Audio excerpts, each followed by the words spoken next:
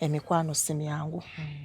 Singa oba mwaddayo ku garden musaba footage wa kamera omanyi munnaawe Tetwakirowoozaako ekyo. naye kati nga wano wetutudde mu garden olowooza abagarden bafaayo okuteekako kamera? Tebafaayo. Batandike munnaye kankubuulire incident nga yeebeerawo Ennyabo. ne weewangulira ssente ng'owadde abantu proof. Kaakati abasawo bankolako n'entereera.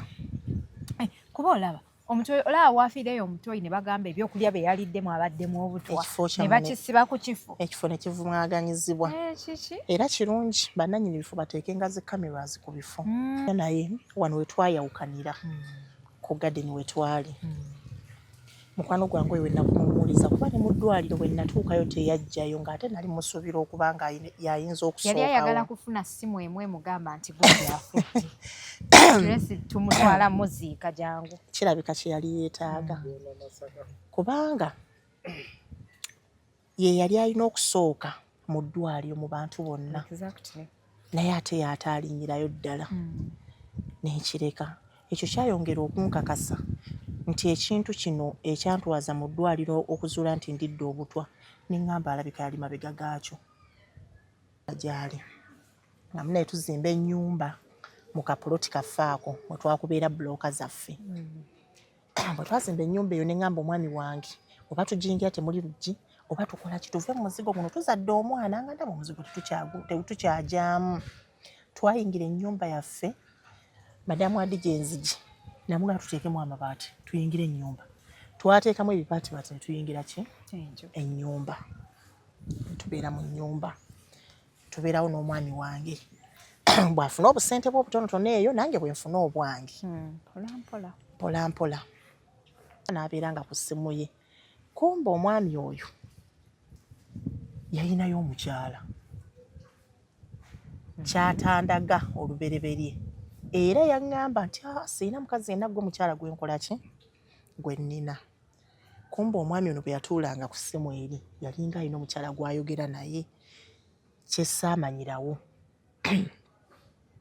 Yabeeranga ku ssimu okwo n'omukyala. Ne ndowooza muwala yeebase mbulire. Naye omukyala ono bwe yasituka ngenda okumulanga kuba mulamu bange simumanyira nga simulabangako. Omukyala yayimuka. Nsigirawo ekifaananyi ozze. Osanze abantu bali mu buliri nga bali mu kikolwa. Omwami teyaliiwo. Omukyala ye yalimu yekka. Ne mulaba ne ndowooza oba mulamu wange yeebase olw'okuba nti nali mmanyi waaliwo balamu bange. Ne ndowooza oba ono yasigaddewo era ne mmukoonako ne mmuzuukusa. N'ayimuka. Omukyala bwe yayimuka yambuuza ate gwe ayingidde ekisenge kyange tokonkona na kukonkona bwe muti wamu bwe baba yamba nze nina okufuluma n'envaawo. Nakwata omukyala ne mugamba wano n'okufuluma n'ova mu maka gange. Omukyala n'aŋŋamba nze nina okuvaawo. Mu kaseera ako tukyanyoolegana n'omukyala omwami yatuuka. Madamu Adija omwami bwe yatuuka yajja tasalikako musale. Omwami yajja nga taata Kevin gwe manyi takyali taata Kevin. Mu kutuuka mu kaseera ako yasanga ndi mu kunyoolegana n'omukyala. Omusajja yankuba. Omusajja yankuba n'ansamba n'ansuula eri. Obudde bwali buzibiridde. Mu kyalo natuuke waka zaali ssaawa zigenda mu 12. Ebyo byonna bibeerawo ng'obudde butandise okukola ki? Buzibirira. Omwami yasamba nze yakuba nze. Omukyala bw'akaaba mukubye mukoze bi bannange. Madamu Adija. Ennaku eri mu nsi. Ennaku eri mu bufumbo. Bannange abakyala ennaku eri mu bufumbo. Ate naddala obufumbo bw'abasajja batalina kye balina mbumuzimba abasajja oba mbunoonya. Oba nandira budde abakyala balekerawo zimba abasajja. Bakyala bannange mwenna abanga bamulekerawo okuzimba abasajja. Mubonaabone n'omusajja naye ng'abona.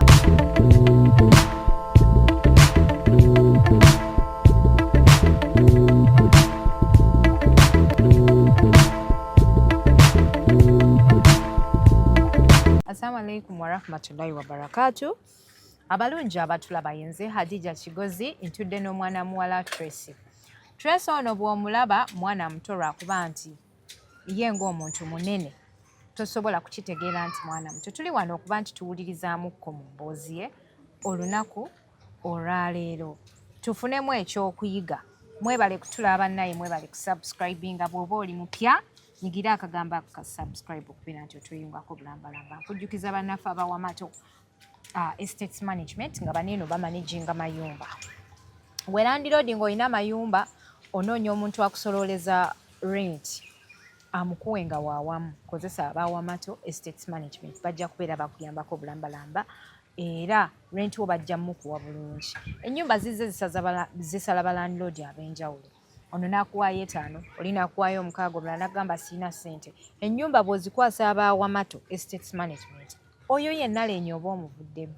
Bo basayininga nawe contract n'obakwasa amayumba ne babeera nga bakusololeza nga bwe bakuwa kasenteko nga kaawamu.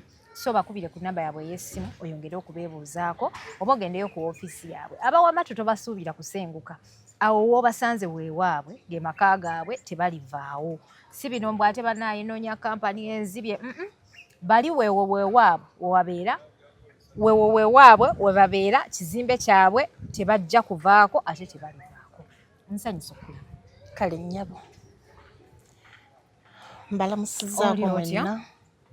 Ndi bulungi Madaamu Adija. Bitambula bite?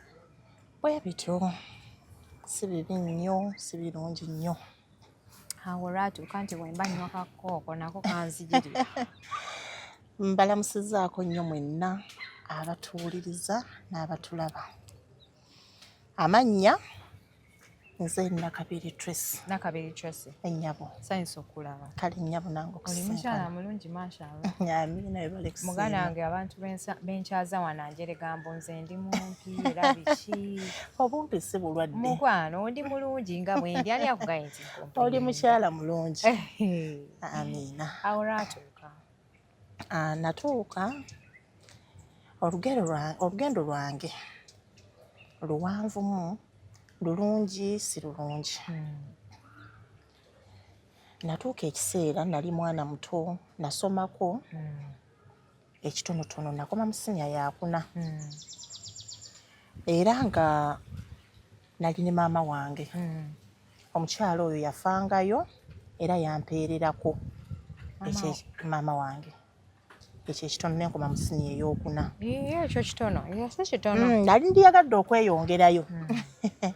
Nenkoma mu siniya ey'okuna ne mugamba maama kankome wano ate ne bato bange batandikiko nabo batuukeko we banaasobola okutuukako. Olwo nga taata amwaliwa? Taata waffe yali yafa. I'm so sorry. Yali yafa. I'm so sorry. Natuuka ne mugamba maama okusoma kankomye wano kangendeko ku kyeyo noonye ku ssente ate naawe obeere bulungi nange mbeere bulungi. Madaamu Adija nakwata ekkubo ne ngenda ku kyeyo era nenkola. Nakolayo ebbanga lye nakolayo. Naweerezanga ssente zange nalemwa okwesiga abooluganda ne neesiga mukwano gwange kuba naye era yali yafuuka muganda wange.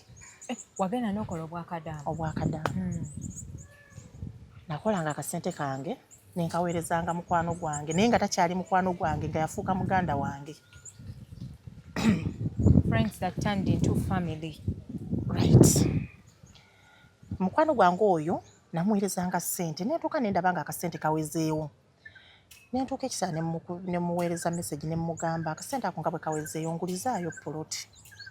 Kyataagaana kubanga nali mwesiga kuba ne bwe nayagalanga okuwa maama kasente mukwano gwange oyo gwe nagamba nga maama muweeyo kasente ate era yakatuusanga. Ekyo kirungi. Kitegeeza yali mukwano gwange. Mukwano gwe kituufu. Webale nnyo. Umbrella eri wayazi. Gwe mugaso gwa umbrella. Nampeerezanga era nenkakasa nti ebintu abiguze bwebiri. Epoloti eyo nenyongera okukola. Kifaananyi yakuwa ndagaano? Yampeereza endagaano nampeereza ekifaananyi ky'ekifo nenzikiriza era nemmanya nti ebintu bikolebwa poloti eyo weeri. Nagenda mu maaso ngera nkolagana ne mukwano gwange oyo. Nentuuka ekiseera ne mugamba naye poloti eyo buno obusente obuwezeewezeewo njagala nzimbemu akayumba. Mukwano gwange n'akola ki? Mukwano gwange nakkiriza era nandaga nti ennyumba ngikoze eki agizimbyemu era nensanyuka. Natuuka ekiseera nenkoowa ekyeyo ninga kati nina okudda eka. Nakwata ekkubo nakomawo ewaka era nenkubira mukwano gwange nemutegeeza nti Vanessa nkomawo nti tewali buzibu. Nakomawo ewaka. Vanessa nankubira essimu nangamba Tracy okomyewo nti enkomyewo naye njagala tugende nkusanyuseeko nkukulisa ekyeyo konze ate mukwano gwange kasita ogamba tewali kikola ki sigaana siisi wange kuba yali afuka muganda wange siisi kyagamba kiba tekiddibwamu. Madamu Adija siisi wange yantwala mu kifo ekyenjawulo ekisanyukirwamu. Twalya nangulira ebyokunywa. Saamanya nti mukwano gwange ono olw'okuba nti bwe nakomawo namubuuza ntwalaako ku bintu ebyo ntwalaako ku poloti eyo tugende njirabeko. Kati bwe twagendeyo ku kifo saamanya nti mukwano gwange ebintu oluvannyuma lw'okuba nti yali amanyi tebiriwo bannange mukwano gwange emikwano mizibu Madamu Adija ebintu tebyaliwo kyesaategeererawo. Bwe tugendeyo mu kifo nze ne ngenda mukwano gwange saamanya nti yali mu lukwe lwakwagala kunzita nemu mubanja ebintu naye ng'ono gwe nkugamba yali yafuuka muganda wange. Teyali muganda wo naye wali bw'okitwala. Kaakati tulya kati gwe mbuulira wonyumiza agenda kubuza ategera otya nti omuwala ayagala. Awo wennyini tulya ebyokulya n'ebyokunywa bye yali ategese. Bwe neebulungulwamu katono ne ngendako mu kiyiga eyo kumbe mu bintu bino byampadde ebyokulya laba nteeramu obutwa. Babali abantu nyumyango obatwanyirira. Anteeramu obutwa. Kakati bwe nkomawo ng'ebyokunywa mbinywa nga mbimalawo nga tusiibuligana. Olubuto lwatandika okunnuma ne banzirusa mu ddwaliro. Ne ngenda mu ddwaliro abasawo ne banzikolako ne bagenda okunkebera okuzuula nga nnalidde obutwa. Ne banzijanjaba. Wagenda biwala ttaka na bwe navaawo ne tusiibuligana ne mukwano gwange. Natandika okulya ng'embeera ekyuka era ne mutegeezaako ne mugamba Vanessa mpulya ng'olubuto olunsalirira nangamba ate wali buzibu kiki ate kiki. Twalya ekyennyanja ne tunywamu ne kajuyisi. Kati wagenda mu kiyiga awo yakuteera? Awo yateeramu kubanga wano mu bbi tuleetera abaabireeta. Si kakasa nti balina kye baakola kikuba baabireeta ndaba. Nze n'enkirowooza nti wano mu kwebulungulamu ogenda mu kiyigo we yakolera ekintu ekyo. Kuba abasawo bwe natuuka mu ddwaliro bwe bankolako result ne zidda nti ndidde obutwa. Namalayo mu ddwaliro eyo akabanga ke namalayo banziza ewaka. Madamu Adija nadda ewaka nga nali ne ssente sirina kuba zonna nali nga nzimuweerezanga mu nsawo yange ninamu emitwalo 10. Bakuzza waka ki w'otaalira? Wamaama? Banzize wa maama wange. Kuba gye natuukira gye nali ndi. Kakati nga mu nsawo yange sirinaamu ssente. Kuba naziweerezanga muganda wange oyo gwe nayitanga muganda wange. Nabeera ewa maama awo nga mu butuufu nga nteredde kuba namala n'enterera bulungi. Nabeera ewa maama awo nga mu butuufu nina okunoonya ki ekiddako. Ne ngamba nina okuyiiya ng'omukazi ndabe ki kye nnina okukola. Emitwalo gyange egy'ekkumi gye nayinamu gye nagamba ngenda gitetenkanya. Natandika ogitetenkanya. Wamma njagala okubuuza oyo kameramani muveeko. Njagala okukubuuza bakututte mu ddwaliro. Olina disorder mu lubuto. Tugambe wali osesema oba odduka nakyo n'ekyakuliko. Mukwano gwe teyajja kukulaba? Mukwano gwange oyo teyalinnyayo mu ddwaliro. Teyalinnyayo mu ddwaliro. Wakoma ddi okumuwuliza wano ng'omugambye nti mpulira bubi? Bwe nakoma omuwuliziganya naye wano we twayawukanira ku gadeni we twali. mukwano gwange oyo we nakumuwuliza kuba ne mu ddwaliro bwe natuukayo teyajjayo ng'ate nali musuubira okuba nga yayinza okusookawo. Yali ayagala kufuna ssimu emu emugamba nti gwe yafudde. Tracy tumutwala muziika jangu. Kirabika kye yali yeetaaga. Kubanga ye yali alina okusooka mu ddwaliro mu bantu bonna. Naye ate y'ataalinyirayo ddala. N'ekireka.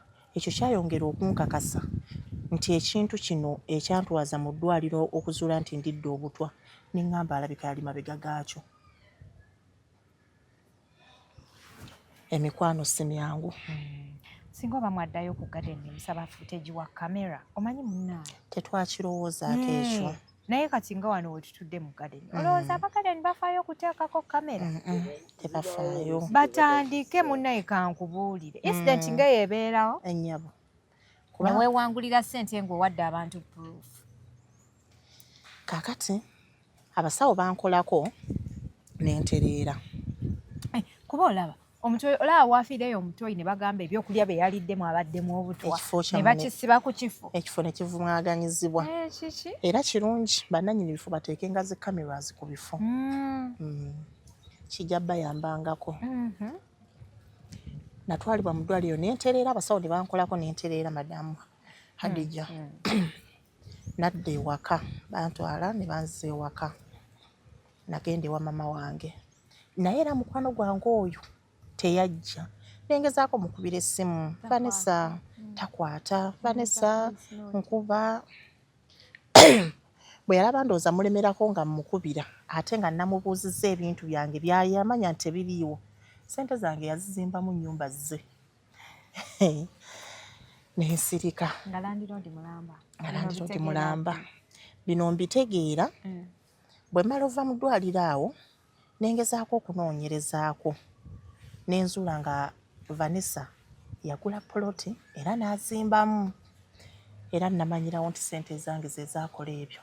Kuba ebyange saabiraba. Kati yakuwa nsonga ki yakugamba atya? Mu mukumukubira amasimu annyinyonnyole ensonga lwaki byonna byaliwo yambulookinga bulookings. N'okola otya?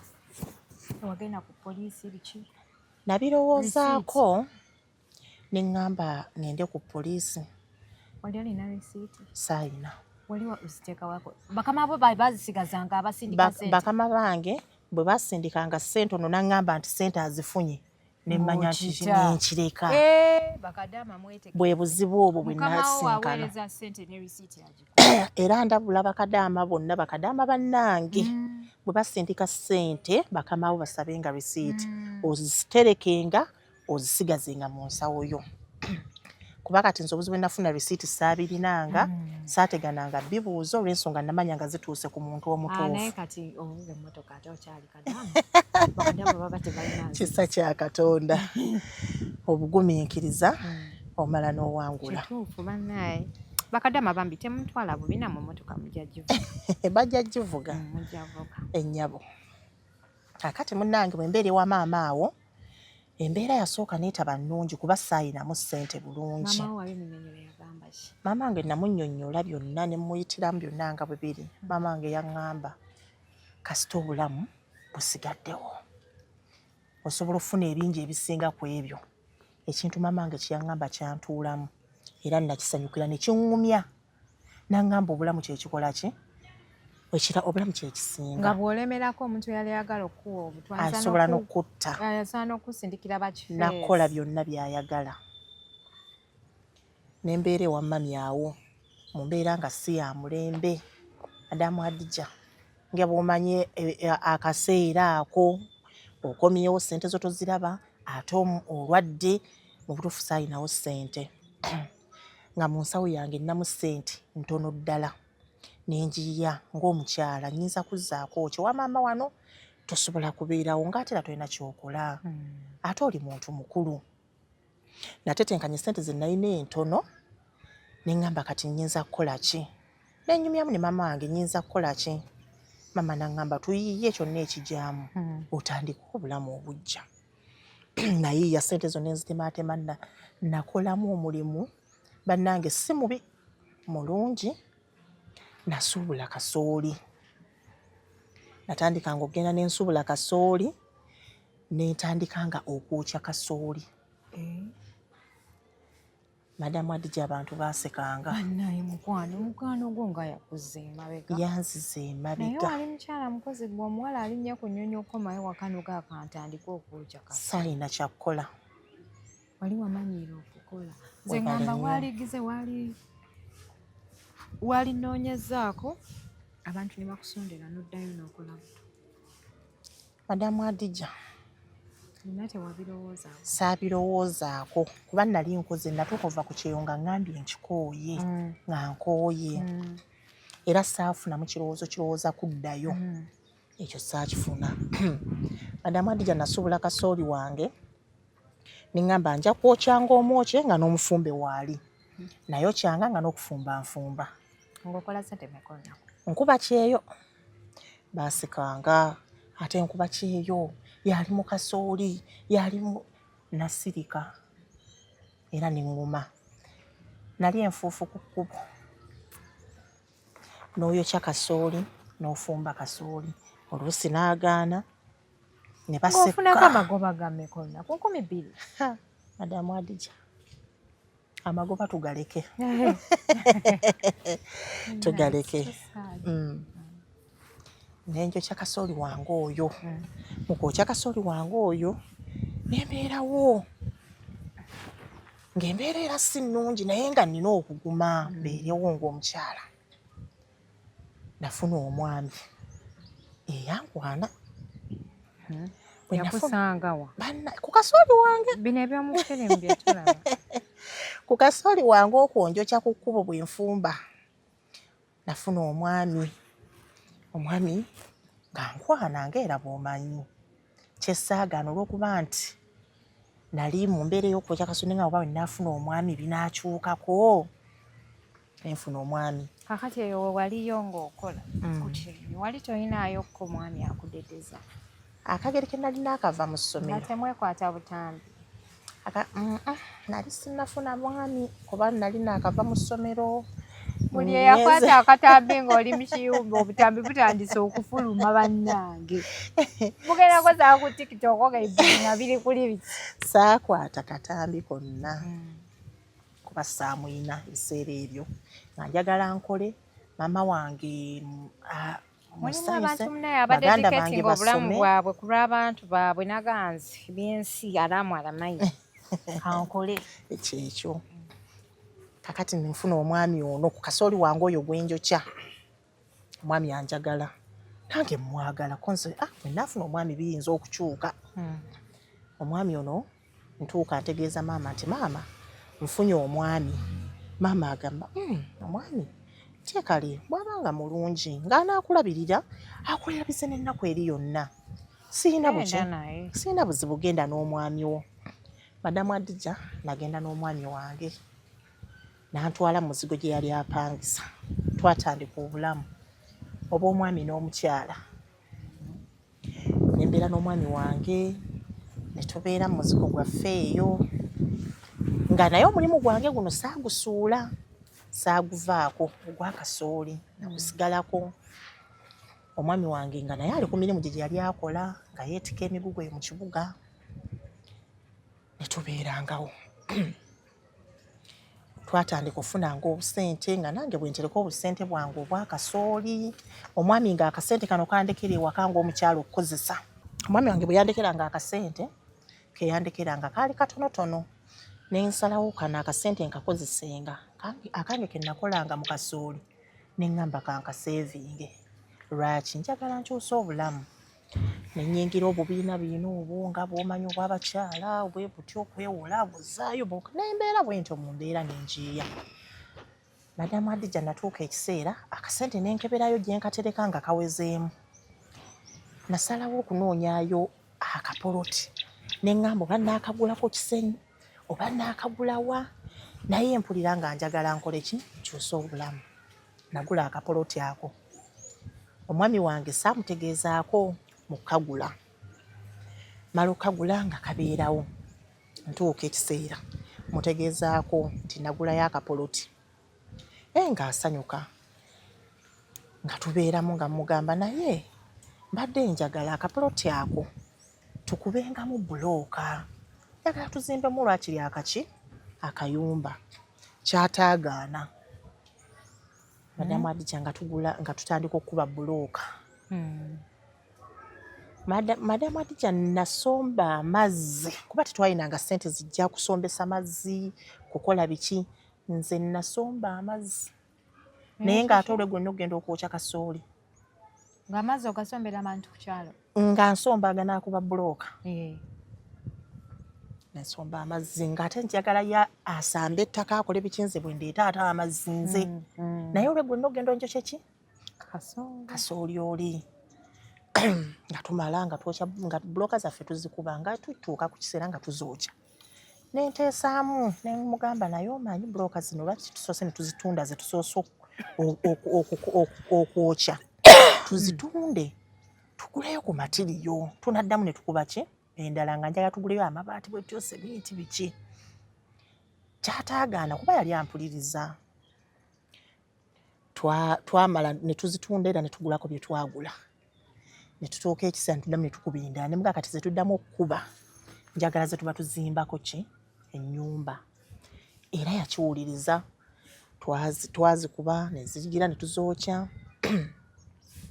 ne tutuuka ne tusitulako ki ne tuzimbako ennyumba kuba matiriyoli twali twamugula nga waali ne tusooka ne tuzimbayo kaluumu kaffe kamu n'oyo omusajja njagala tuve mu muzigo olwo tuzaddeyo ne ku mwana amangu obiddusizza twamala akabanga ako konna nga twazaalayo omwana nga ndaba mu muzigo omwo mukwano gwa wamuteera ddala n'okita mukwano gwange namuta era abeesiga emikwano mugigende empola mbalabula mugigende empola banaye watya buti naye nze waakiri nkuteeka mu poliisi omuleka kubanga kasita osigala ng'oli mulamu obulamu bwe bugagga amiina era ddala nkukakasiza obulamu bwe bugagga kaakati mpozi era n'ekirala engeri mpozi gye wali tolina risiiti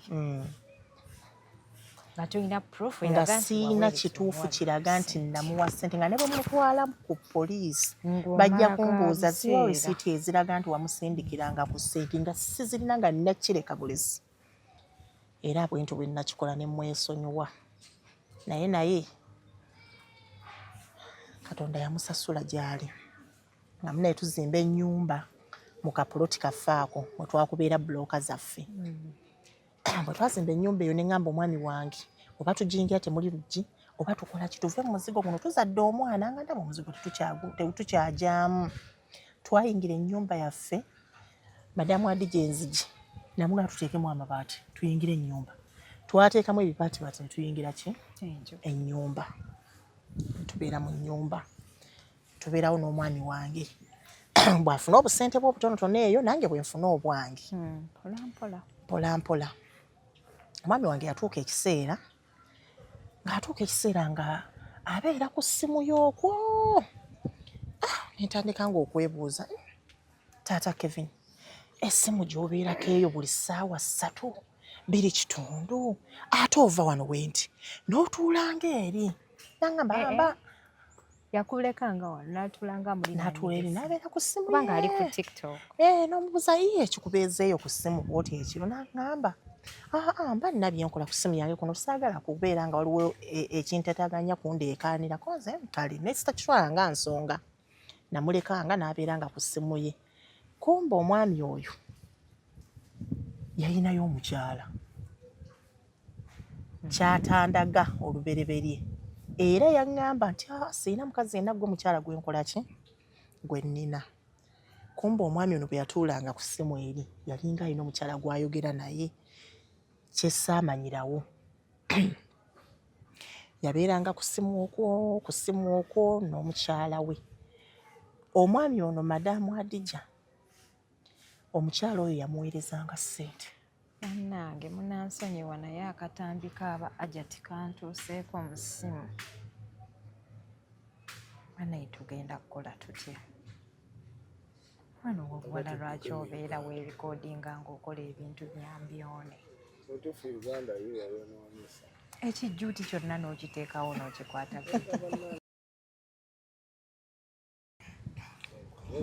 emirembe mingi ebyo bintu bya busiru mpozi zange mukwano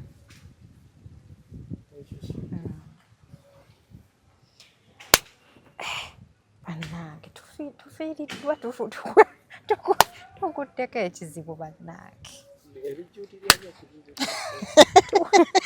tuguddeko ekizibu akatambi kaajati kali mu kwetala ku buli masimu muzi WhatsApp group buli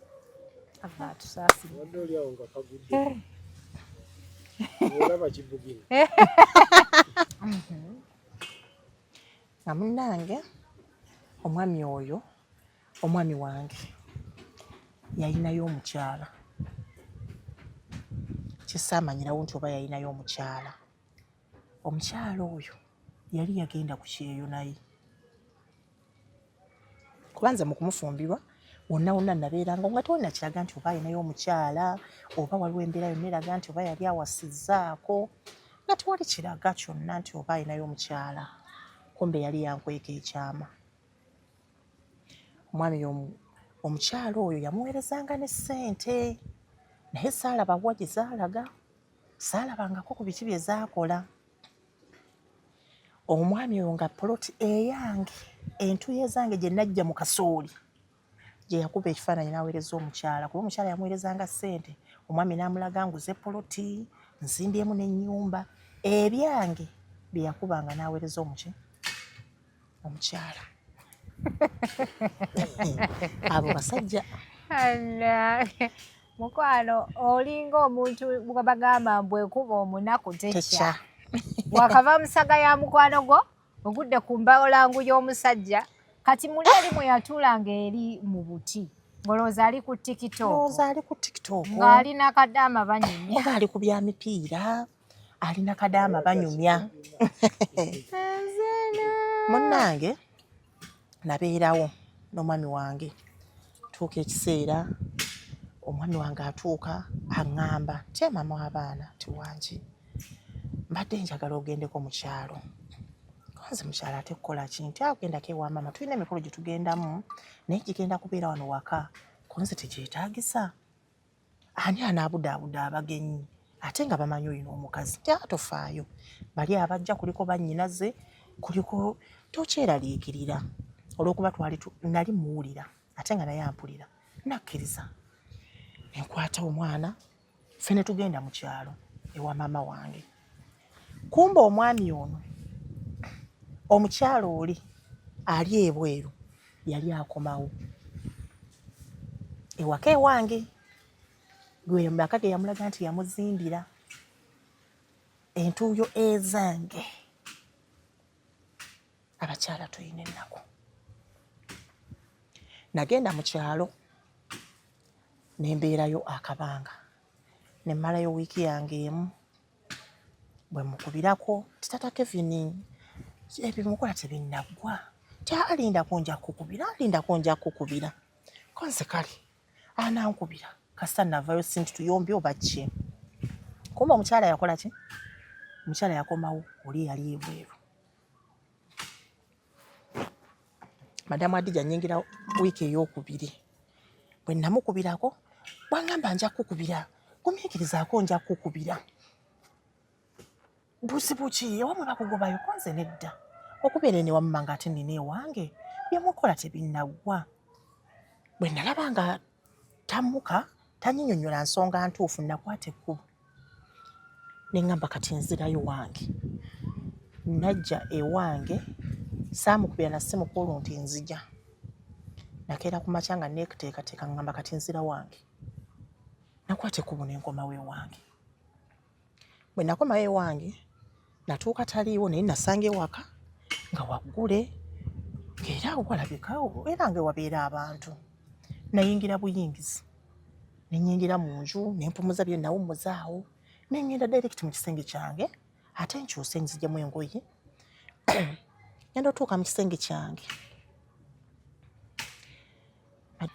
kaakati sooka ombuulire omusajja mukoze naye ogenze mu kyalo okomyewo wanene we yali akugenda mu kyalo like wakkiriza bukkiriza logakaŋŋindi olw'okuba omusajja akugambye nti alinayo gundi omukolo nasooka ne mubuuza nemugamba ye mwami wange ŋŋenda mu kyalo emikolo gye mugenda okukola wano teginneetaagisa kubeerawo emikolo tebalina kugenda eri mu kika kyabwe ne bagikolereyo bagikolera mu maka gammwe Yangamba yali omusika wa taata we. So what? Bw'abantu bajjawe. Bwaddemba okuyita abantu ne bakola kye bakolera ewo. Kati gwe ng'omukyala togambako nti oba kamufumbi kambafumbire ka Madamu Adija byonna ebyo nabimutunuzaamu ne mubuuza ani agenda okubudaabuda abagenyi, ani agenda obbafumbira, ani agenda obbaweereza. Yangamba tofaayo ku bagenyi abo abajja ne bannyinaze kwebali ate weebali abawala bawera ebyo bireke tofaayo tujja kikwasaganya.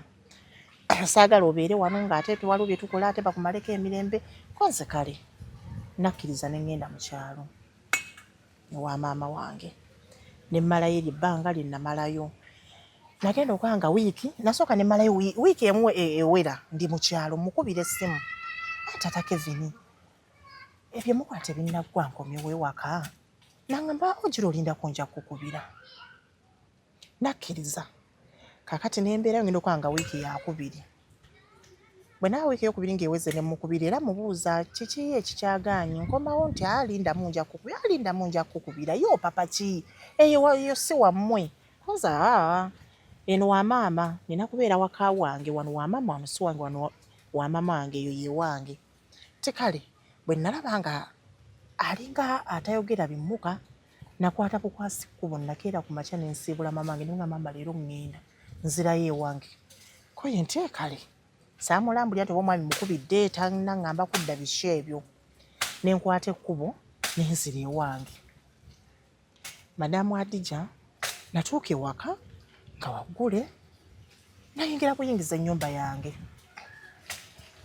Madamu Adija nkuzaako emabega ennyumba yange nali nagigaziya nga akalumu akamu kali nayongerako nga ngenda bwe tusulamu bwe twongerako mpolampola mu ssente era ze nakolanga mu kasooli wange mu bubiina bwe ntyo.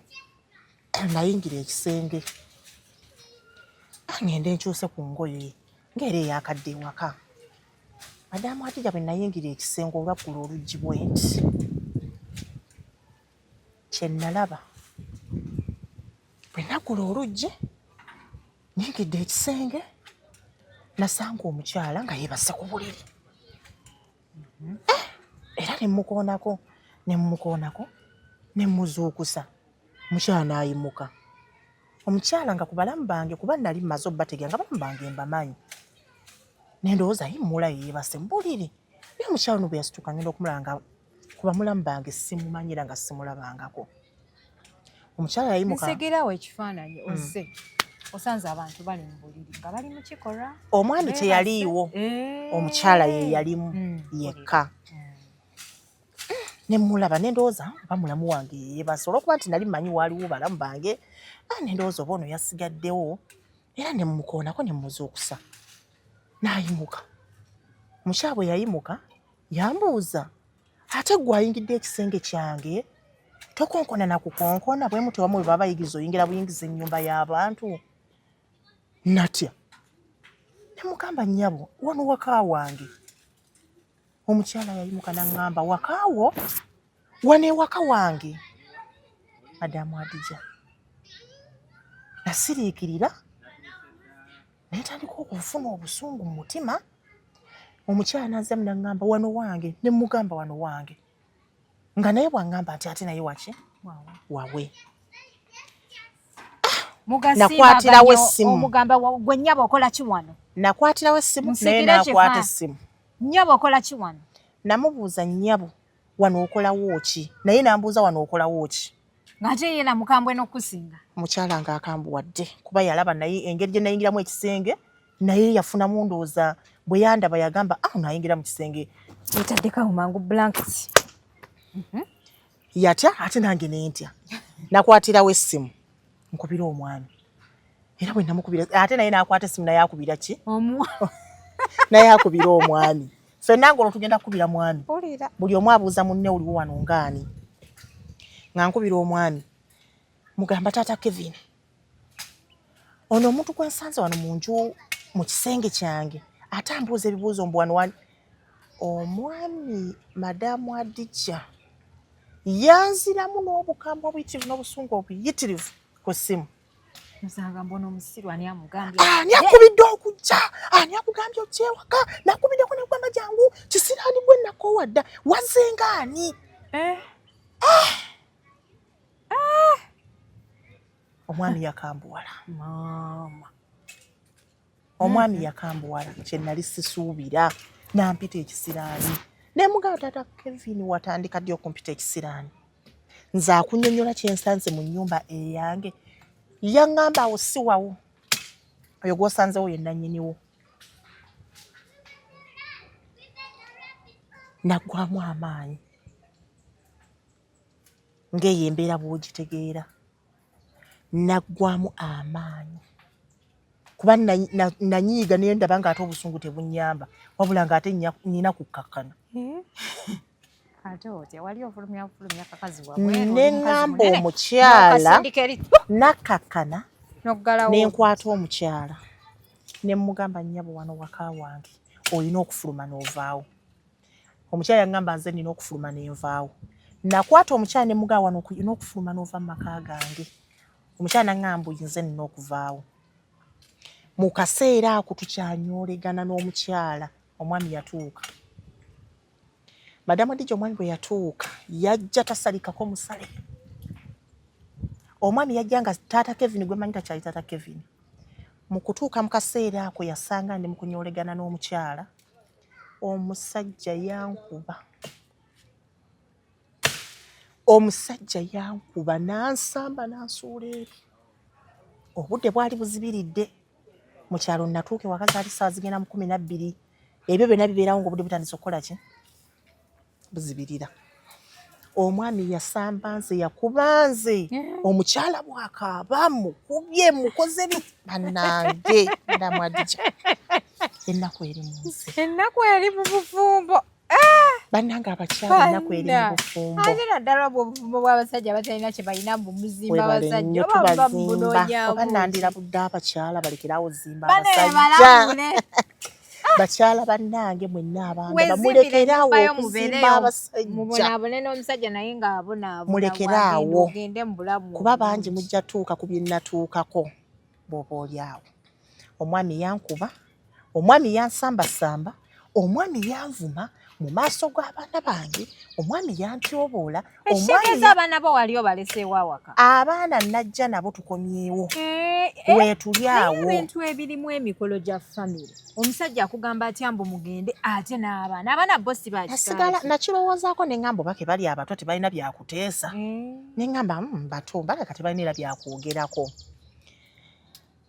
omusajja yanjolongerawo omukazi naye neyegatta ku musajja ne bavuma nze ebigambo ebisitasobola nakuyisa mu kamwa ng'abaana balaba Madamu Adija obudde bwali buzibye ffe boolaba twasula wabweru mu kiyigo ky'ebweru ku toyireti n'abaana bange ng'omusajja abagobye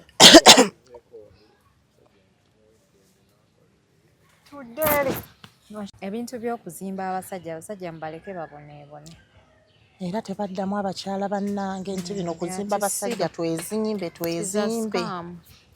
temukikola ng'omusajja akuba ng'akufulumya nga mutula abweru n'abaana twasula mu kiyigo ekyoku toyireti ekyebweru n'abaana nga tusitamye bwe tuti ng'otya baneiba okukulaba nti banfulumizza mu kifo tewali konkonya omuntu ali awo kumpi n'omugamba naye katusuleko eyo omusajja n'aswala natyo okuswala nze bw'ofunira eyo infections abaana bwe balwalira eyo Madamu Adija natyo okuswala mu banneiba bitegeera naye nze kubanga baali bakimanyi omwami wange anjagala tweyagala batulaba yadde mu mbeera yaffe mulekeraawo okusanyusa abantu nga temuli basanyufu bannange kambabuulire omuntu olaganga abantu nti toli musanyufu na kintu otherwise banene abantu betusanyusa bo babeereyo nga basanyufu Madamu Adija oluusi tubikkirirako nogaakambireke munda naye maama mu ttooyi hati ezo ttooyi ez'okubyala bannange twasula mu ttooyi eyo obudde bwakya ku makya nali musaala ennyo nakeera baagenda okugula oluggi nga nange ndi wano bwe nti ku nsoona olwagula oluggi bwe bati neesoga bweso zingi n'abaana bange ne tuggula ekisenge eky'abaana nga bo baasuze beejavaana beeyagala nga mwe mwasuze mu ttooyi twasuze mu ttooyi mu nnyumba eyange ate omusajja tekimugaana kuba tahiyaatu agikuba abasajja si bangu Agikuba nga gwoli bweru n'abaana. Atwala shahada nga gwoli n'abaana wabweru mu mpewo. Maani erinnya tomunyumiza. Twesoga bweso zinju ne nnyingira ekisenge eky'abaana kuba namanya ekyange mu bali bakoze eki beebase. Ne mbeera mu kisenge eky'abaana ne mugamba wano sivaawo kuba omukyala yavaayo najja nambuuza ate ggwe kisiraani ggwe mbadde mmanyi wagenze. Nze nnyinza okubeera mu nnyumba n'emisambwa, mbeera mu nnyumba n'emizimu n'ebisiraani omukyala ennyumba yammwe eyange. Nze sobola kubeera na mujja wange mu nnyumba emu nga tamanyi nti n'ennyumba naye wazimba ye alowooza ye amaanyi agange kasooli wange oli n'okwerekerezanga buli kimu. Ekitegeeza Madiina wali waali akola kuba olamu n'omukyala yali atunda kasooli n'asobola okuzimbamu ennyumba. Akola akatonotono obubeera mu bubiina ebibiina naddala ebibiina era obubiina obwo butuyambako nnyo abakyala. Munnange nga mbeera mu nnyumba omukazi ng'ayomba ng'ayogera ebintu bingi naye nga nange mugamba wano sikola ki sivaawo eno nnyumba yange gano maanyi gange.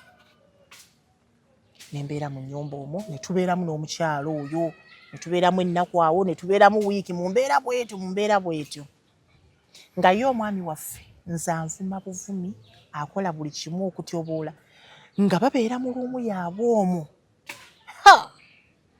ne bakola buli kye baagala. Omukazi bw'aseka bw'akola ki ne bajjanga mu ddiiro awo ne beenywegera mu maaso g'abaana bange. Najoogebwa bakola buli jjoogo lyonna nga ne taata w'abaana takyalaba baana bano. Omuwala ngamba ye wakaawe era tasobola kuvaawo ate nga nange nnemerako nti waki waka wange. Kati ate gwe yali ku ground gwe ali omanya ekituufu kubanga mwali mwako. Kubanga byonna twabikolanga amaanyi gange ssente eyange. Omwami ono kye yasooka okunziba nga n'endagaano ezoogera ewakaawo yaziwa nnyina. Nnyina yasobola okutereka buli kimu ekikye era yamanya ebibye nga yazikwata n'abitwala ewa maama we. Nga mbufunze n'ekyogere wakaawo nakyo nga sikyakiina. Nga tokyalinawo. Naye ntandika okulowooza mukwano gwange yabba ebyange kwe saayina bibyogerako naye nga to ebirowoozo ku kirwa ewaka wano endagaano omwami nazo yazitwala ewa maama we. Madamu Hadija nze gw'olaba nasisinkana ebizibu ne mbeerawo n'omukyala oyo ne bakola byonna n'omwami. Omukyala bw'atambula yali munene bw'atyo muwanvuyirivu akabina kakoma eri yenna mpita kasa mu nnyumba eyange. Naye ne ŋŋamba sijja kuvaawo wano wange. Omukyala oyo yatuuka ekiseera n'agamba nze saawa kufumba na muzimu sifumba na misambwa munonze biki n'ayongera ebintu bingi. Bannange nze kintu kuzimba musajja tokinnyongera mukwano simuzimbangako alhamdulillah naye nze emboozi zempulidde sisobola era tokikola. Abasajja abakyala mbalekerawo zimba abasajja kubanga gye biggweera nga muweekeera webale nnyo. Omwami yanfulumya wabweru mu kunkuba mu kunsambasamba mu kunswazaswaza mu baana naye era nasigala mugamba wano sivaawo wange. Nabeerawo Madamu Hadija bwe banvuma bwe bakola ki bwe bakola ebintu ebitategeerekeka n'omukyala. Bannange omukyala yakola buli ky'omanyi ekibi naye nga n'abaana babiraba. Mu kulemerawo mbeerawo mukyala ono tekyamusanyusa kuba ye yalinga awera. Sisobola kubeera na mujja wange, sobola kubeera na kisiraani, sobola kubeera na ki nga nze kisiraani. Kyokka ekisiraani mu nnyumba eyange mwakola ki mwabiŋŋambira ebyo. Omukyala ono yatuuka n'akoowa bwe yalaba nga sivaawo. N'akeera ku makya n'agamba omwami we nze ŋŋenda sobola beera muno oba tosobola kujja wano kisiraani kyosi biki ŋŋenda vaawo. Ne mugamba ndi kisiraani naye wano ewaka ewange sivaawo zino ntuuyo zange. Omukyala oyo yatuuka n'akwata ekkubo n'agenda. Bwe yagenda omwami olw'okuba tayagala kunyiiza mukyala we n'omwami yagenda n'omukyala we ne batuleka awo n'agenda n'omukyala we ne bafuna gye baafuna eyo gye baapangisa ne babeera eyo n'ensigalawo wano omwami teyakomawo ne ŋŋamba nno kati omwami yagenda ne mukyala we omukyala bwe yagamba nti ŋŋenda n'omwami n'agendera n'omwami ate yandimuse omulungi agende yekka omupya eyakajja alabika ayinamu ne ku kasente ke Saudi yagenda n'omukyala we ne batuleka awo ne Sefayo ne ŋŋamba oba ki nina okubeerawo madamu Adija nalowooza ke agenze omukyala mpangudde era nensanyuka ninga kati mpangudde olaba agenze kati nkoze eki mpangudde kumbe omukazi yali agenze ndowooza kutandika kuntetenkanya nange alabe obulamu butandika butya okwonooneka nabeerawo awo kasooli wange nasigala nkola emirimu gyange kuba nalina okubeerawo erawo n'abaana bange olwo natandika okulaba ate nfuuse maama nfuuse taata nenga naye bino abakazi bye tuyitamu nembeerawo mu mbeera bwetyo omwami takyadda n'omukubira essimu takyatukwata omwami ono ng'agenda n'omukyala we ngenda babeera eyo nze n'enguma ne nga nja kubeerawo nga bwe tumukubira essimu takyakwata nti bannange abaana tunkoze ntya tayagala kuwuliza n'enguma ne ŋŋamba kale bw'anaaba wange ajja kudda bw'anaaba si wange anaagenda madamu Adija embeera era yatandika awo netandika okkalubamu nga omanyi omukono ogumu teguliiko taata yatandika okkalubamu nembeeraawo mu mbeera bwetyo nembeeraawo nenfunayo mukwano gwange omu mukwano gwange oyo ng'ajja ŋŋamba naye omanyi kye jangu tugende tutandika onyambengako mu kyalo yali asuubula matooke omusajja bwe yagenda ne mukazi we tebaakomawo omwami kagamba omusajja yanoba mu maka ge n'anobera ddala neŋŋamba kale olwo nga ziweze ennaku meka mukwano gwe womusinkanira wayitawo ebbanga awo mukwano gwange wayitawo nga mwezi gumu n'ekitundu ng'omusajja tadda ndowooza mukwano gwange n'alaba tugende nina ssente tupangise webale nnyo era kye baakola kuba yali yakadda nga ssente alabika akola ki ayinamu abasajja bwe batyo era bakyala bannange abasajja oba ŋŋambe tebabeemaliramu nnyo tebabeemaliramu abantu bwe nabeerawo awo mwezi gumu nga n'ekitundu mukwano gwange yalabanga embeera enkalubako n'aŋŋamba naye omanyi ma Kevin tugende mu kyalo nyambengako yali asuubula matooke omukyalo oyo nga musuubuzi ng'agenda n'asuubula najja ate naye eno n'asuubuza abantu nakwate kubo ne ŋŋamba ye kale nenfunayo awo mukwano gwange ne mugamba ojja kundabirirangako ku baana bange ka ŋŋende njiiye kyataagaanira twagenda ne tuyiiya mu kyalo eyo gye twagenda ng'omukyalo oyo asuubula matooke okumanya ng'omukyalo oli bwe yagenda teyatuula natandika okufuna ebizibu eby'enjawulo kankozeeko emabega katono madamu Adija mukyalo oli bwe yagenda bwe yali akagenda nafunamu ku bizibu awo nga ne byenkola bitandise osiraana kasooli wange takyatambula bulungi ekitegeeza wava ku levo y'okusiikira ku luggya n'ogenda ng'ogaziwa n'ofuna omusiri ne weerimira buli kimu n'ogejjera ddala ng'olwo ndaba ne byenkola bitambula atuuka nga kasooli wange nfumba kasooli wange njokya kasooli wange tebikyatambula bulungi tosobola kuba nga wali oyo kyabo wali osuubuza nako nga bwe kasooli bwe muleeta kuba yalinga mungi ng'obuzaako abantu nga sinajjako wange gwakukola webale nnyo nga nsapurayinga n'empaku ng'akasente era batandise okukafuna engeri obwedda gy'okyogeramu mbu okufumba kasooli n'okwokya kasooli saakomanga ku ekyo kyokka nga nsuubuza abaki abalala abaali mu mulimu ogwo natandika omukyalo ono bwe yagenda kuba yaŋŋamba ŋŋenze naye naawe awo tojja kufunirawo mirembe kyesaasooka kutwalanga ekikulu kumbe yali akitegeeza omukyala yatandika okunkolanga ebintu nga mbiraba naye nga bwe ŋŋamba nedda si bituufu nga bwe mbiwakanya neegumya ŋŋende wa mukwano gwange oli tugenda mu kyalo eyo tusuubula kumbe omukyalo ono yali yansiraanya ono omujja wange Yasiranya nze Madamu Adija yankolera ebintu byali bingi mu kaseera ako we yagendera. Ng'asirise nze mmanyi mpangudde. Ne mbeerawo mu mbeera bw'etyo. Naye nga Madamu Adija nga sinnafuna mukwano gwange tanajja kuntwala mu kyalo. Natandika okubanga bwe ntambula mu kkubo bw'osanga omuntu bw'akugamba oyo omukazi alina ekisiraani oyo. Nze ng'abantu bagamba nze. Kumbe omukyalo oli bwe yagenda teyatuula. Alabika yakola ebintu bingi. Abantu bw'oba otambula yabikola. Teyalabika bula yabikola. Obeera mu kkubo otambula omuntu n'akwekanga bw'ati. Nadda emabega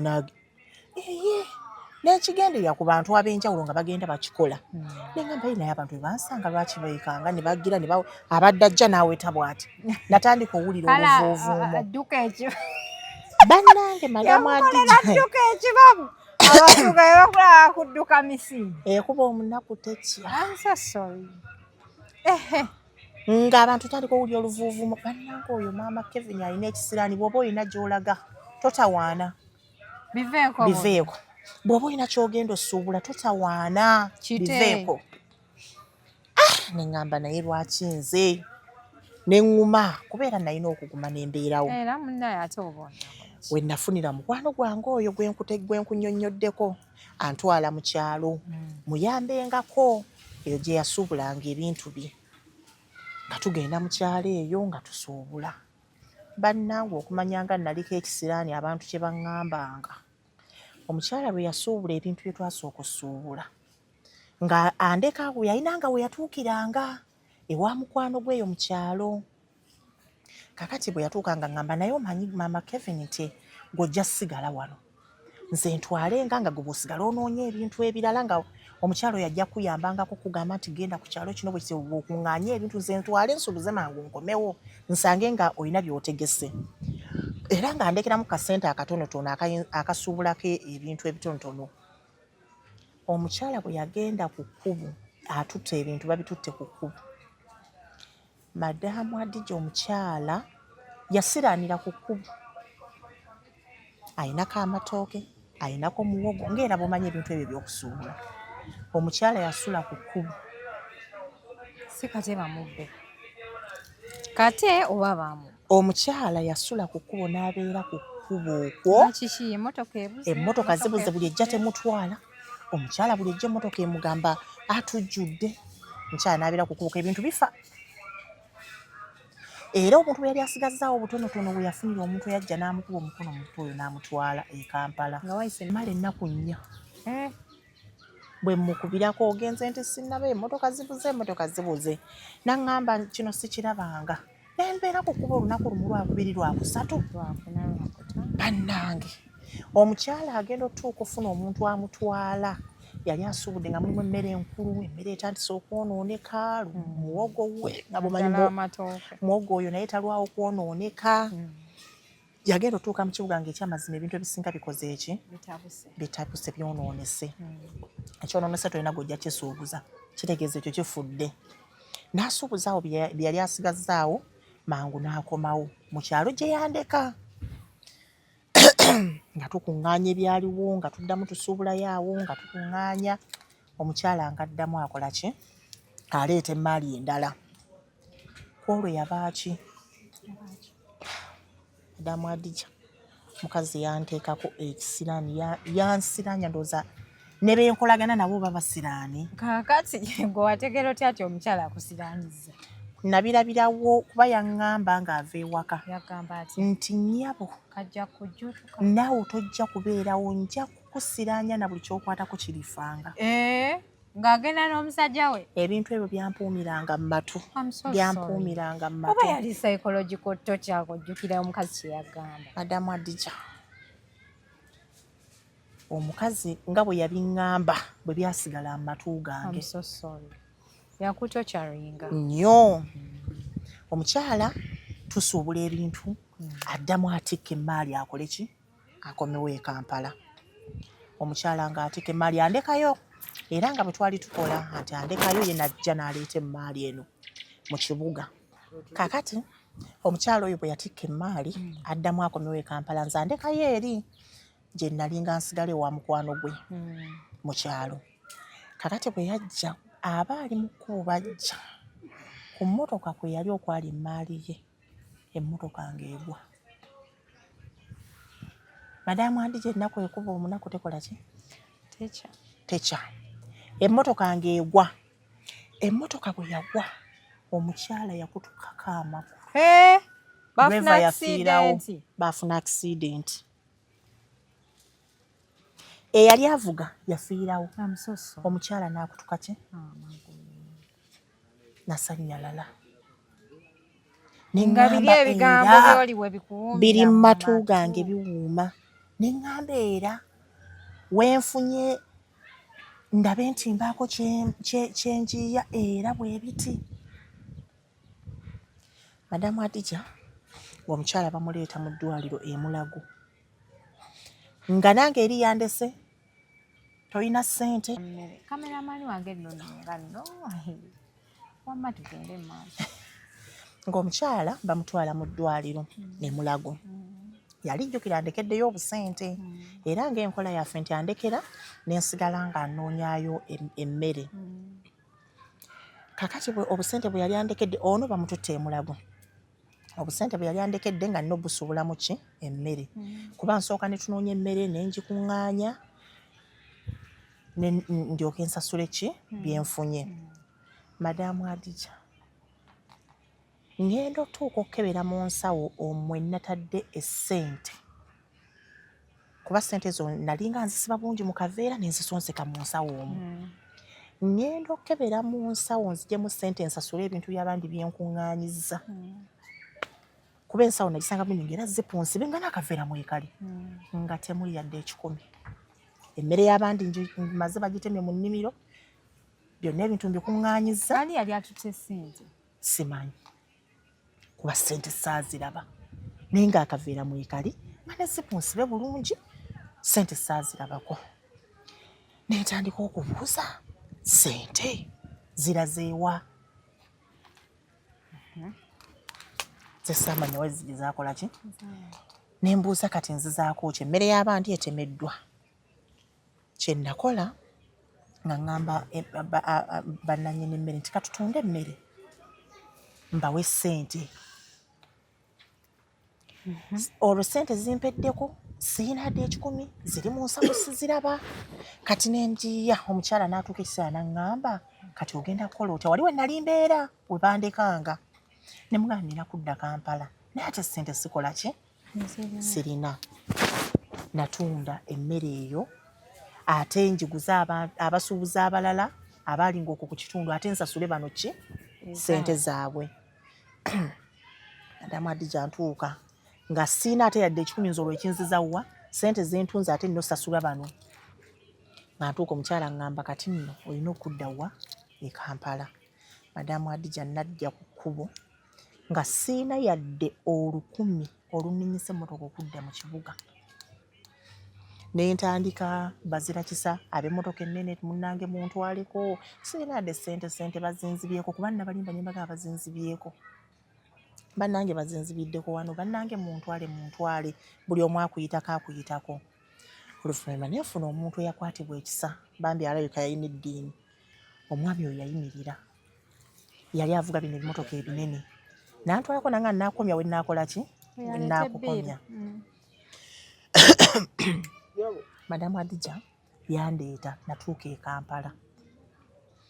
Ne ntuuka e Kampala ne ngiyaawo nga bw'omanyi. Ne ntetenkanya ndabe butya bwe ntuuka ewaka. Natuuka ewaka.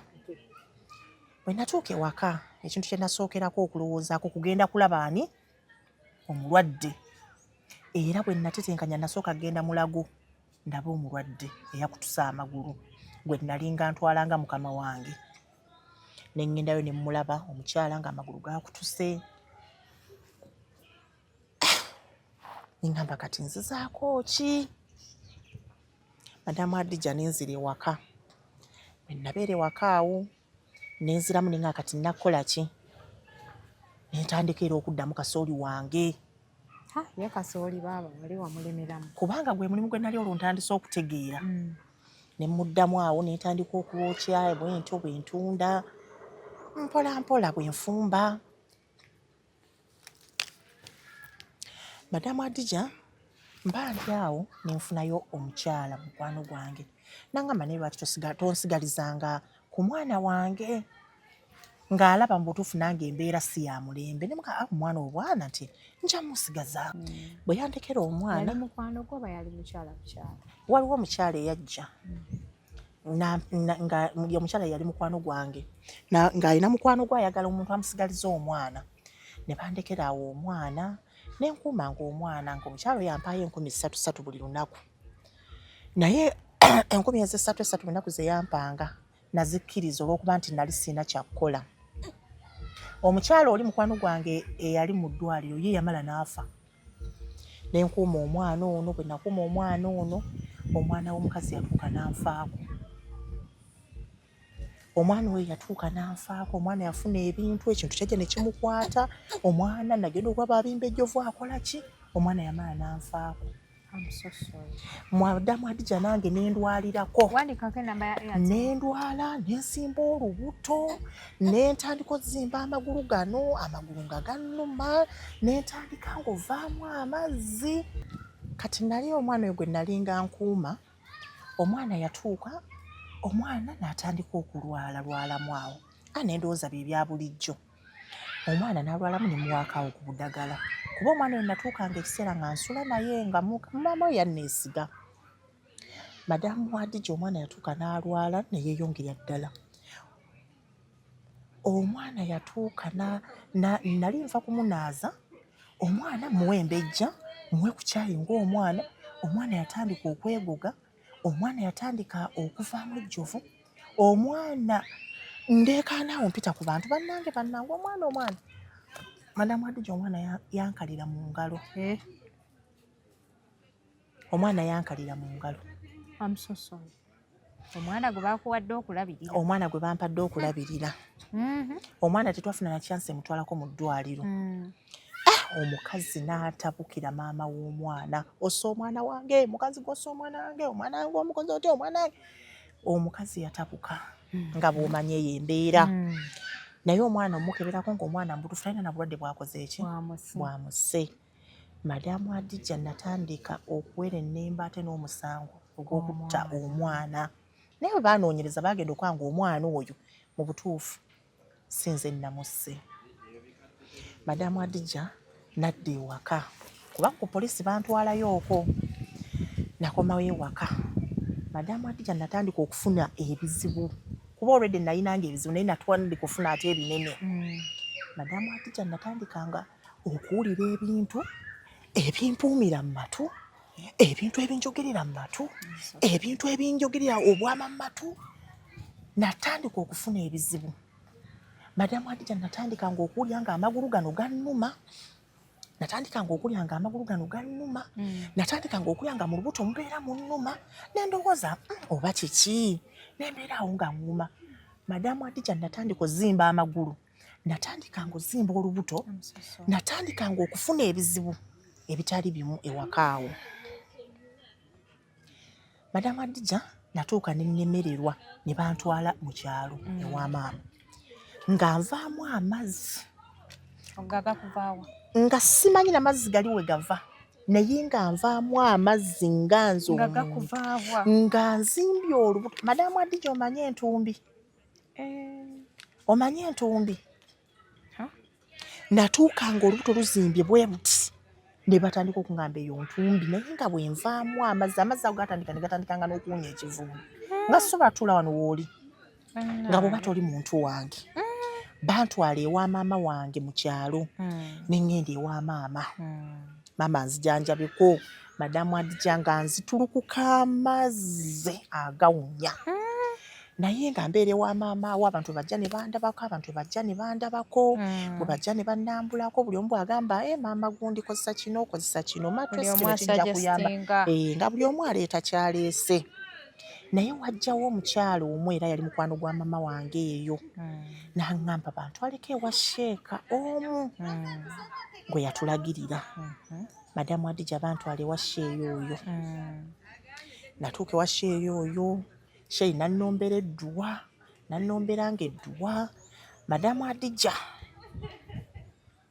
nze yali agenda okufa eyali awunya ekivundo bannange sheyi kye yankola sheyi oli yannombereddwa Madamu Adija nawona yagwa wangambye ku simu mbu wali owunyanga omufu yenze eyali awunya ekivundo kakati omufu gwe wamuwulira otya ng'awunya bannange Madamu Adija abantu kuba buli yakulyankako ng'owunya olaba akwata ku nnyindo buli omwaga mukyala kuba nabwe nawulirako nako omukyala awunyanga omufu kuba nalinga mpulira buli omu kyayogera ne mmanya nti mpunya bwentyo naye Madamu Adija sheeyi oyo bannange sheeyi mwebaza yonna gy'ali naawe oyo Seeka ye yakuwonya yamponya era bwondaba bwe nti byonna Seeka kuba yamponya nentereera nze yali awunya naye gwe nze mpulidde abantu nga benyumirizamu oyo gaayi muntu mulungi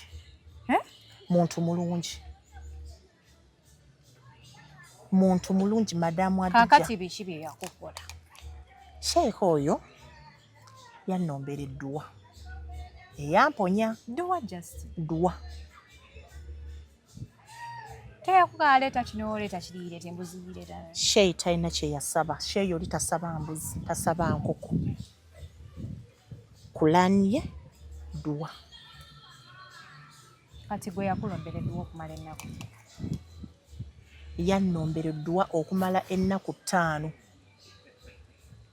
yannombera eddwa okumala ennaku mmeka 5 ennaku 5 Madamu Adija yali azimbye olubuto lwagenda lutoolokoka eyali awunya ekivundu nga n'abantu basobola okulya emmere nga bali awo nange ekitaaliwo amazzi agakulukutanga baali baakukomya bannaye naye nga wafiirako n'omuntu Madamu omanyi kye Adija bayita okufiirako omuntu Madamu Adija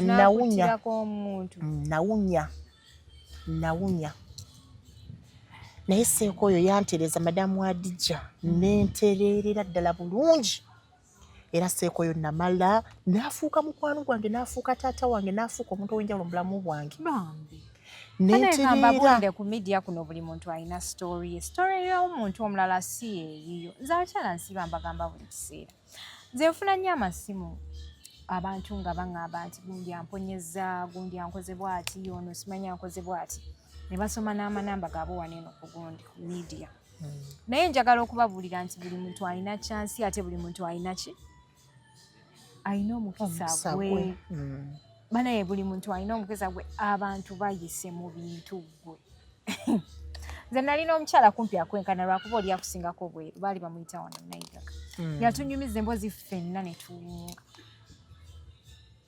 yatunyumiza ebintu mama we bye yamukola ne tugendayo naye omukyalo ne tulaba muganda wa Nayigaga ne tulaba ne mama wa Nayigaga mwennyini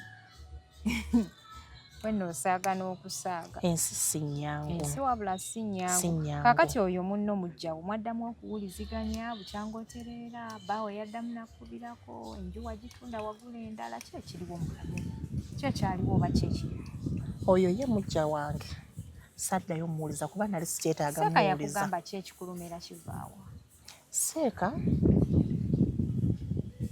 mukundaba ng'embeera gye nalimu yambuuzaako nambuuza obulamu bwe bubadde butambula butya okuva emabega yonna biki ne munnyonnyolako awo ebitonotono era Seeka n'ayongera okunzikatiza n'aŋŋamba mujjawo ono yakola ebintu bingi naye ogenda kutereera oba yagenda n'ebintu by'okuva ewaka omukyala nga yakubbako oba aligoyesa kisoboka okuba nga yabikola kuba ku bintu bye yakola Madamu Adija sirina kyenswa namuwakanya nti teyakikola mu bulamu bwange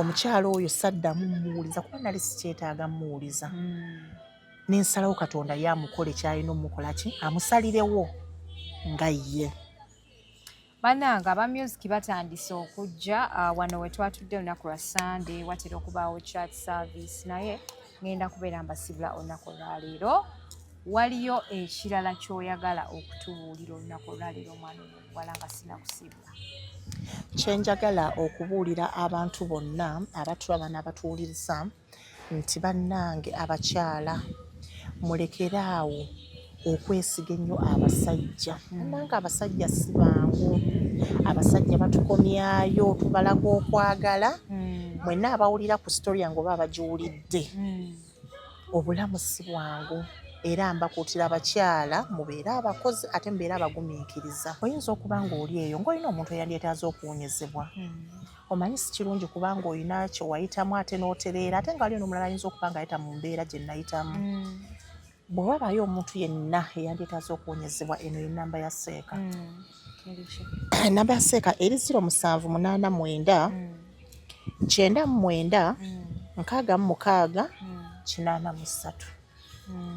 Njiddamu ennamba eri 0789 99 66 83. Yenna agyetaaze eyo ennamba ya Seeka osobola okugezaako. Abaseeka nabakkiriza naye nze waneeno sikkiriza musawo era nze omuntu bw'ajja ng'alina emboozi nga ya musawo simuwa platform era simukkiririzaako ddala naye ng'atulaba eyo tomanya osobola okugezaako newankubadde abantu balimirirwa ate okukubira ku nnamba gye muwandiise ale ne batandika okuzuukusa nze mu kiro bakubira nze banaye abatulaba ku HK Media mubeereemu si nze Seeka ate sinze guest ate nendeeta guest omuntu natandika okugamba ako ku nnamba yo omuwala mubuuzeeko kaakati era n'omuwala era siisi banaye kankubuulire ng'oleese waneeno guest notandika okuwa ensi yonna ennamba ya guest akwetama agamba ono omukazi namuwa story yange kutandika kumpa abantu bankubire okitegeera abantu baludde nga baŋŋamba ebyo ebintu naye bannaye baddiya okubaleetera emboozi zino mbayamba buyambi era tewaliwo omuntu antuma era tewaliwo ankakazibawa naye temunkaluubiriza nnyo bakwano ayagala akola atayagala kolaki okireke si kyampaka ate era temunzisa nnyo meseji nnyingi kubira Seeka aganye okukwata era sinze Seeka okitegedde naye nga yeetaaza okubeera ng'omukozesaako yeyo yennamba y'essimu gye bakusomedde ngenda gibawandiikira nawe ku luno njagala ngibawandiikirewo bakole ki bagifune baleme okuddamu okunsumbuwa. Kaakati tombuulidde ovudde wa Seeka obulamu butambula butya?